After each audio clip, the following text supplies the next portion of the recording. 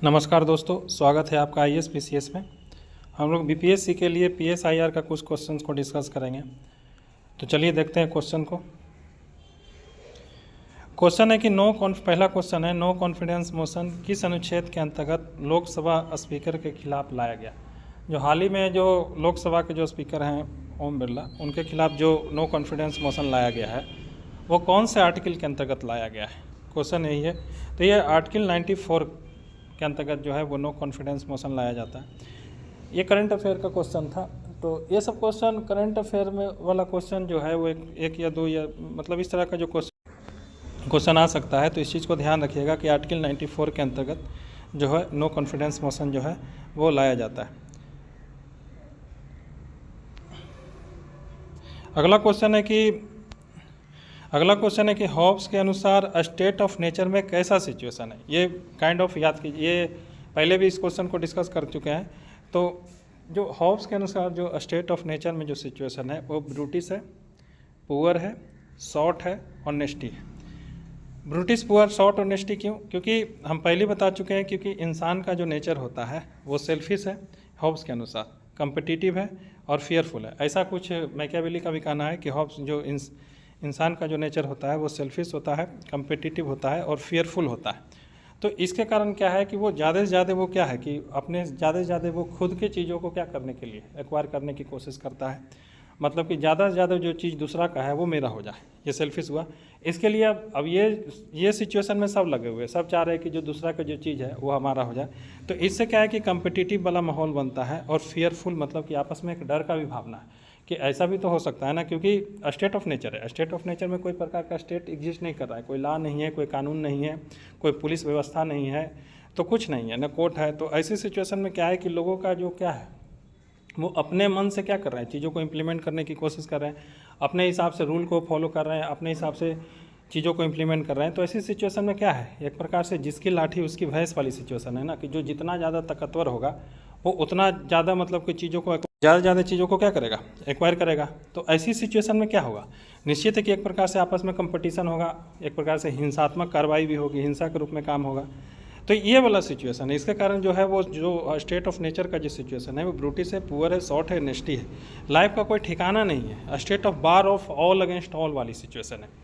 तो इस प्रकार की सिचुएशन है हॉब्स के अनुसार स्टेट ऑफ नेचर में, जिसके कारण जो है वो सोशल कॉन्ट्रैक्ट साइन होता है। लोग जो हैं वो इस प्रकार की व्यवस्था को ख़त्म करना चाहते हैं, पीस लाना चाहते हैं, स्टेबिलिटी लाना चाहते हैं, एक ऑर्डर को इस्टाब्लिश करना चाहते हैं, ताकि जो एक प्रकार से जो बार ऑफ ऑल अगेंस्ट ऑल वाली जो सिचुएशन है वो ख़त्म हो जाए। एक प्रकार से जो लोगों में है, जो एक प्रकार से जो राइट टू लाइफ है वो प्रोटेक्ट हो। तो वो इस प्रकार की सिचुएशन होनी चाहिए। हम पहले ही बता चुके हैं कि हॉब्स इस प्रकार का थ्योरी क्यों देते हैं, क्योंकि उनका एक प्री मैच्योर बर्थ हुआ है। इसके लिए वो I and fear both born together. तो वो इस प्रकार के उनका जो मतलब कि जो कंडीशन रहा वो, इसलिए वो इंसान को लेकर के क्या है वो इस प्रकार की सोच रखते हैं, जो जहाँ तक कि है कि वो सही भी है एक प्रकार से।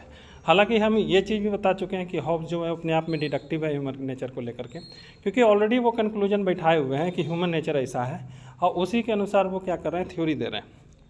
लेकिन हम पहले एक चीज़ भी जानते हैं कि कुछ इंसान ऐसे भी होते हैं कि जो वैल्यूज पर बहुत ज़्यादा फोकस करते हैं, वर्च्यू पर फोकस करते हैं, इथिक्स पर फोकस करते हैं। उनका मानना है कि इंसान का एक दूसरा नेचर भी है, लोगों का क्या करना, सहायता करना, इथिकली रहना, नैतिक रूप से रहना, लोगों की मतलब कि राइट को समझना, अपनी राइट को समझना, वो दोनों राइट के बीच में बैलेंस इस्टाब्लिश करना। तो इस प्रकार की सिचुएशन होती है। तो इसलिए हॉब्स के अनुसार स्टेट ऑफ नेचर का जो सिचुएशन है ब्रूटिश है, पुअर है, शॉर्ट है, नेस्टी। देखिए इस तरह से हम इसलिए डिस्कस करते हैं क्योंकि अगर ऐसे तो क्वेश्चन आता है कि मल्टीपल चॉइस के रूप में ही क्वेश्चन आएगा, लेकिन इस तरह से अगर चीज़ों को समझे हुए रहिएगा तो चीज़ें ज़्यादा अच्छा से याद रहेगी। बहुत सारा चीज़ें ऐसा भी रहेगा जो कि आप क्वेश्चन ना भी देखे हुए रहेंगे, वो आप क्या कर लीजिएगा, सॉल्व कर लीजिएगा। तो अगला हम क्वेश्चन देखते हैं।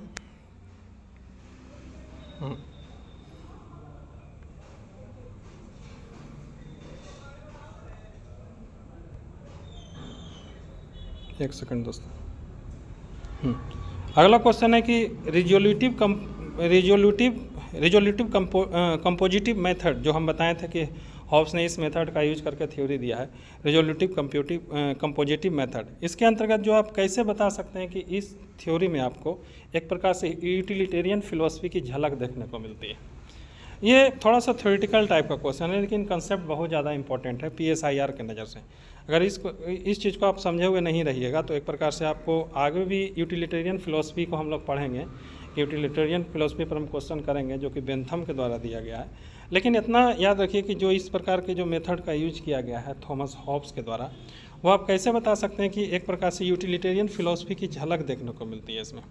देखिए यूटिलिटेरियन फिलोसफी जो कि बेंथम के द्वारा दिया गया था, उन्होंने इसके लिए फेल्सिफिक कैलकुलस का यूज किया है।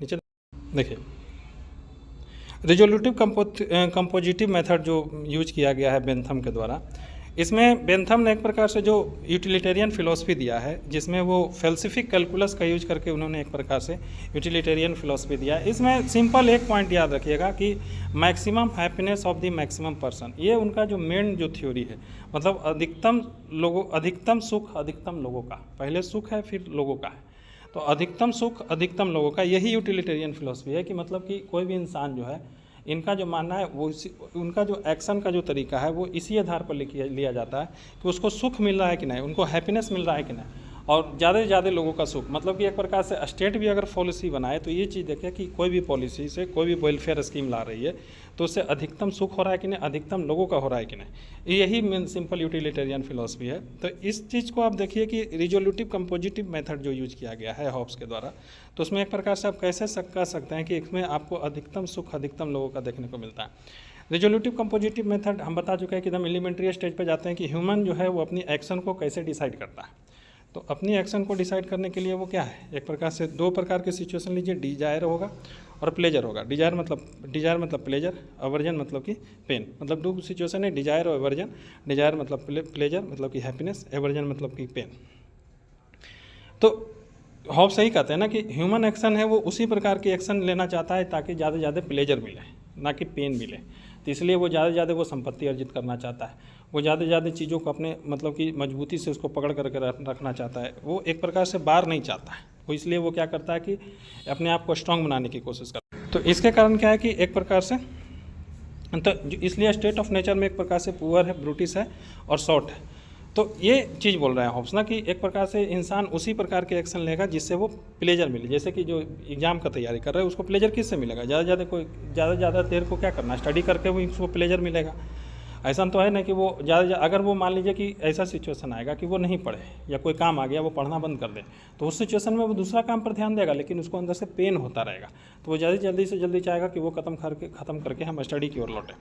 तो इसी प्रकार से हॉब्स भी करते हैं कि ह्यूमन नेचर जो है वो एक प्रकार से क्या है, प्लेजर से ज़्यादा गाइडेड होता है, वो पेन वाली सिचुएशन नहीं है, वो पेन वाला सिचुएशन से बचता है। वो ज़्यादा से ज़्यादा अपने सेल्फ इंटरेस्ट पर ध्यान देता है कि मैक्सिमाइज देयर ऑन इन बेनिफिट, वो हार्म नहीं चाहता है, इसलिए वो रेशनल डिसीजन लेना चाहता है, वो अपने सेल्फ इंटरेस्ट पर ध्यान देता है। तो देखिए प्लेजर को मतलब कि अधिकतम सुख, यानी कि इंसान प्लेजर के पीछे भाग रहा है, तो ये भी यहाँ पर आपको क्या मिलेगा, एक प्रकार से वही यूटिलिटेरियन वाली फिलोसफी मिलेगी, अधिकतम सुख चाहता है, वो पेन को नहीं चाहता है। इसके अलावा सेल्फ इंटरेस्ट पर ध्यान देता है, मतलब कि बता चुके हैं कि ह्यूमन नेचर जो है वो ज़्यादा से ज़्यादा सेल्फ इंटरेस्ट पर ध्यान देता है, तो सेल्फ इंटरेस्ट वाली सिचुएशन वो नहीं चाहता है, इसलिए वो अपने मैक्सिमाइज चाहता है अपना बेनिफिट को, हार्म को अवॉइड करना चाहता है। तो ये सारे पॉइंट अगर देखिएगा, डिजायर चाहता है, वर्जन नहीं चाहता है, सेल्फ इंटरेस्ट के पीछे भागता है, अपने इंटरेस्ट को मैक्सिमाइज करना चाहता है, अपने हार्म को अवॉइड करना चाहता है। तो ये वाली सिचुएशन में आपको क्या देखने को मिल रहा है, कैसे ज़्यादा से ज़्यादा अधिकतम सुख की ओर भाग रहा है कि नहीं भाग रहा है। वो कन्फ्लिक्ट नहीं चाहता है, तो कन्फ्लिक्ट नहीं चाहता है तो इसका कारण क्या है, एक प्रकार से कलेक्टिव डू गुड इंश्योर होगा, ज़्यादा से ज़्यादा अधिकतम लोगों को सुख होगा। तो इससे आप देखिएगा तो रिजोल्यूटिव कंपोजिट मेथड में आप क्या कर सकते हैं, एक प्रकार से यूटिलिटेरियन की झलक देखने को मिलती है। लेकिन इसका मतलब ये नहीं है कि हॉब्स एक यूटिलिटेरियन थिंक करें, वो तो एक प्रकार से क्या है, वो तो राइट टू लाइफ चाहते हैं ना, लाइफ को इंटरेस्ट, जो लाइफ का जो सिचुएशन है वो ठीक रहे, ऑर्डर रहे, डिसिप्लिन रहे, एक प्रकार से स्टेबिलिटी रहे। इसलिए हॉब्स को आप नहीं कर सकते हैं कि वो एक प्रकार से यूटिलिटेरियन थिंक करें। हाँ, लेकिन उनके जो इस प्रकार की जो बात है उससे झलक देखने को मिलती है, लेकिन वो इस प्रकार की बात वो कुछ और मकसद से कर रहे हैं, ना कि वो यूटिलिटेरियन फिलोसफर बनना चाहते हैं। तो ये चीज़ याद में रखिएगा। तो एक प्रकार से आप कह सकते हैं कि वो यूटिलिटेरियन फिलोसफर नहीं है। क्योंकि वो हैप्पीनेस नहीं चाहते हैं ना, वो सिक्योरिटी चाहते हैं, वो केवल पर्सन के लिए राइट टू लाइफ चाहते हैं, वो लोगों को वेलफेयर नहीं करना चाहते हैं कि हाँ भाई उनके लिए वेलफेयर करो, ऐसा पॉलिसी लाए चाहे ताकि अधिकतम से अधिकतम लोगों को सुख मिले। हैप्पीनेस या प्लेजर या पेन का पता लगाने के लिए कोई ऐसा सिस्टमेटिक मेथड भी नहीं देते हैं। जैसा कि आप याद कीजिए, बेंथम ने फेल्सिफिक कैलकुलस मेथड का यूज किया है। तो आप इस प्रकार से कह सकते हैं कि जो रिजोल्यूटिव कंपोजिटिव मेथड है उसमें यूटिलिटेरियन की झलक देखने को मिलती है, लेकिन इसका मतलब ये नहीं है कि एक प्रकार से हॉब्स जो हैं वो यूटिलिटेरियन थिंकर हैं। तो ठीक है दोस्तों, आज के डिस्कशन में बस इतना ही है, मिलते हैं अगले डिस्कशन में, तब तक के लिए धन्यवाद।